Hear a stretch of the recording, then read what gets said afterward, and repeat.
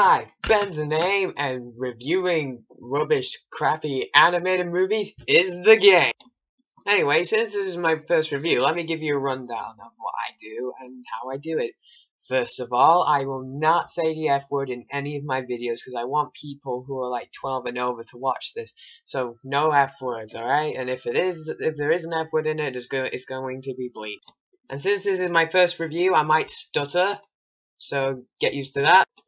Now we got that out of the way, let's review Batman Unlimited Animal Instincts.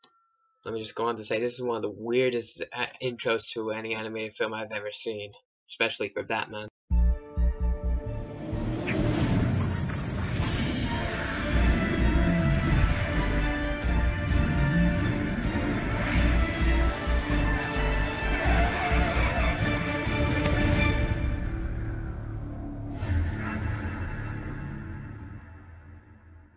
You can just feel the cheesiness already.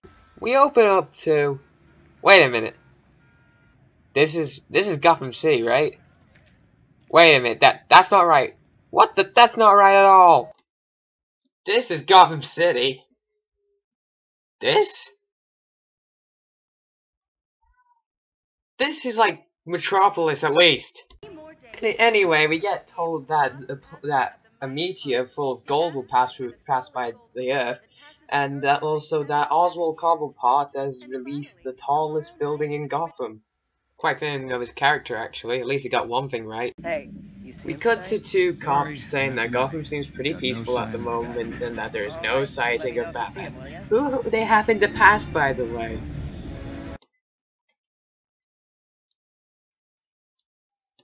Anyway, Batman is scanning through the city to find if there's any crime going about. And I'd like to point out that he's actually played by Roger Craig Smith, one of my favorite Batman actors of all time, so this should be a treat. After a decently funny scene with Alfred, we cut to Star Labs, which is obviously a reference to Superman.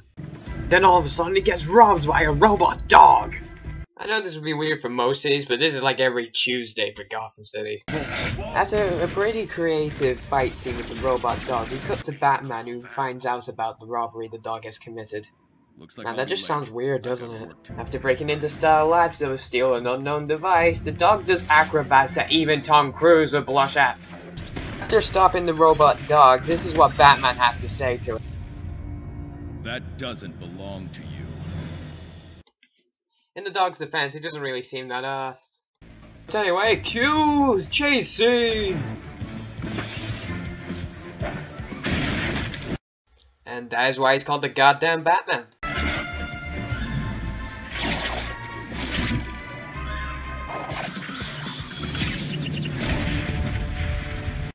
Okay, that was a little bit unnecessary. You could at least cut his tongue off with the batarang. The explosion was just unnecessary. Anyway, more chase scene, this time on a driveway.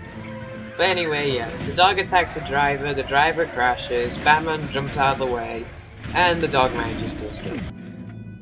What the heck was... Whoa. It's Batman. Hey, look, it's Batman. Oh, did you see that? Oh my god, it's the same hero we always see! Anyway, yes, Batman zips off because, as we all know, Batman does not do autographs. Then we cut to the Gotham City jewelry store, which will obviously be robbed by some cat-related DC Universe because she's a cat and also a burglar. Cat burglar, do you get it? Do you get it? Cause I'm getting it, are you getting it? Cause I'm getting it! Anyway, we see Nightwing has spotted this person. Looks like someone skipped their catnap to swipe some jewels. Nightwing, for some reason, acrobats his way into the jewelry store. Okay, that was unnecessary. You're making Tom Cruise cry. Of course, this being Gotham City, Nightwing confuses the Cheetah for Catwoman. And his shock is not surprising, because Cheetah is a Wonder Woman villain. Then how come she's in a movie that's obviously to do with Batman? It's in the name, isn't it? Big enough for one cat lady.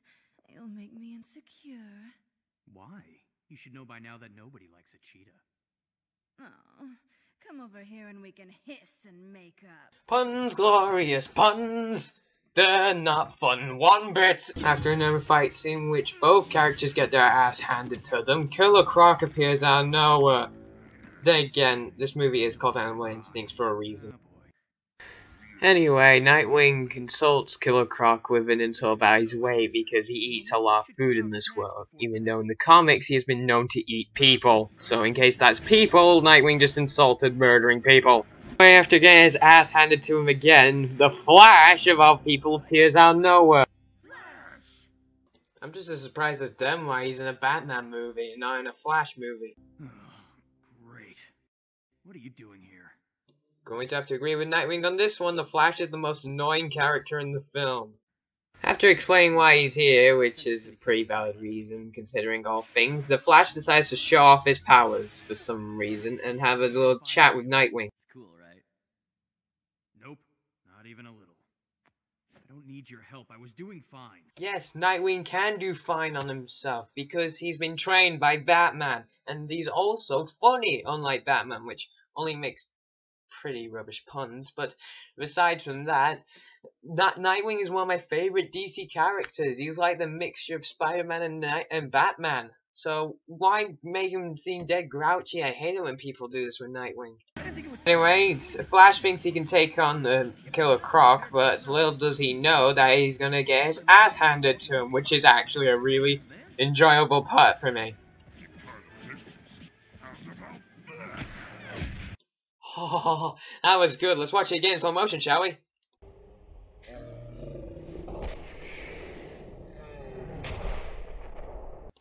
Oh, sadly, that's the only time I can do it, but that was completely and utterly worth it. But you'll agree with me that he's annoying as the film goes on. After a really dragging fight scene, both Flash and Nightwing get their asses handed to them, losing the villains, but also causing a lot of collateral damage in the process. And because of this, the Flash, it seems it's fit to him to clean up the mess. Which I do like about in the thing, and then they go on to say this was a weird team-up, the Flash confused whether he means them or the villains. Nightwing says both, which he rightfully should. Cut to Gotham National Bank! It's obvious it's gonna get robbed. A gorilla, you heard me right, a gorilla breaks into a bank. Again, every Tuesday night in Gotham City. Anyway, yes, the gorilla breaks into the bank vault. And what is there to find in the bank vault? Well, everyone's assuming gold, but no, he's stealing silver. Let me guess, he's a silverback. Anyway, yes, the gorilla steals some silver and then tries to make a break for it. Until he gets stopped by... who else? Robbing a bank. Now I've seen everything. You and me both. What the hell is Green Arrow doing in a Batman movie? Actually, screw that. What's the Flash, Green Arrow, and Cheetah and this gorilla doing in a Batman movie? My guess is because, well, the Flash and Arrow have both got successful CW series, which is actually a lot more enjoyable than this crap. I'm Silverback. You are toast. Got it. Engage into a fight scene again.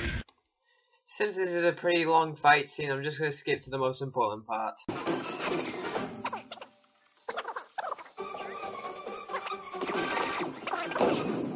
Anyway, cut to Batman as he's talking to Nightwing about what the hell just happened to the both of them. Weird. I know this is a bit of a nitpick for me, but I just gotta pick it out. Where the hell did Nightwing get these angles from? He was on the ground. That's new. I figured you'd want to know. And the Flash. Yeah, that guy. Everyone sounds pretty surprised when they hear that the Flash is getting involved to this, but I'm going to have to say I'm still agreeing with Nightwing that he's one of the most annoying people in this world. Back to the fight scene with Green Arrow and Silverback. Yeah, that's his name. Although Green Arrow gets his ass handed to him at first, he does something pretty cool in this part, which makes him one of the more likable characters in the film. No one could make that shot. Impossible is my middle name. Actually, my middle name is Jonas, but I'm not telling you that. You just did. Anyway, Green Arrow comes across one of my favorite Batman villains, Man-Bat.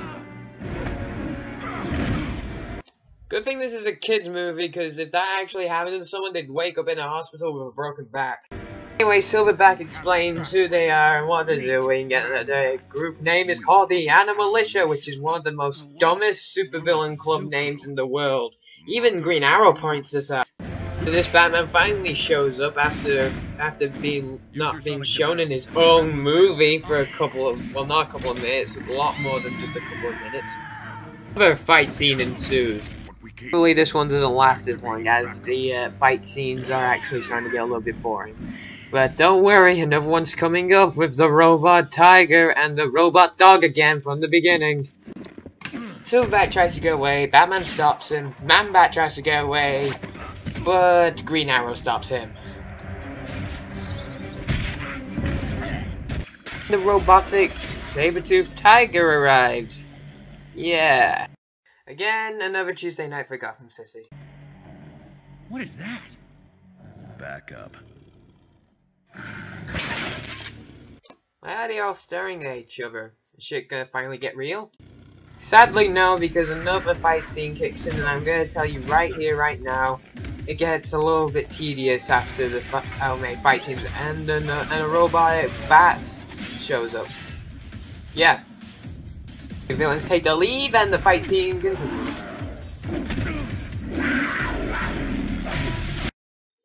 The amount of time this fight scene takes, I could be doing a lot of helpful stuff while it's taking so long. Come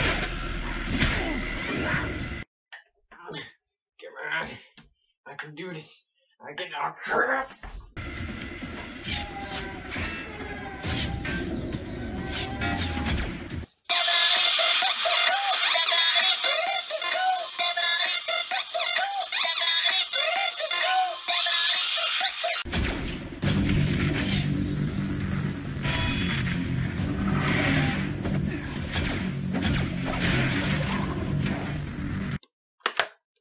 I am Iron Man. Bow before me!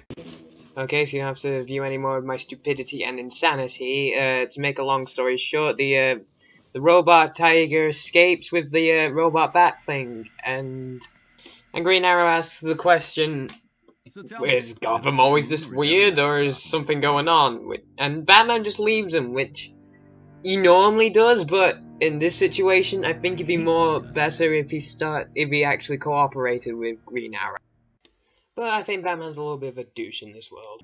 Anyway, yes, we finally meet Oswald Cobblepot, otherwise known as the Penguin, but I don't think he is the Penguin yet in this world, as Batman doesn't seem to have not met him as the Penguin properly yet. Oh, humanity. You never fail to disappoint me. His opinions on humanity is the same as my opinions on this movie. Anyway, yes, the Penguin's monocle actually is a little bit more important than it's ever have been before, because, well, the monocle was just a piece of clothing, and when the character was made with it, it was just stuck with it, so there's something the writers did that was pretty creative. But I'm gonna be completely honest here, it's pretty pointless in the past, but now it actually has a meaning. There's something also that's cool that the writers did, which I actually do like about the movie. The Penguin can kick ass and take names in this world. It's even shown just after you properly meet him, he kicks these three thugs' asses, and yes, as I said before, their asses are handed to them. But it is kind of weird, because I'm used to seeing them like this. Two-Face killed my brother back in Arkham City. He should be dead, not robbing banks. Now that's not very nice, is it? You don't pay us to be nice. Give that man a cigar.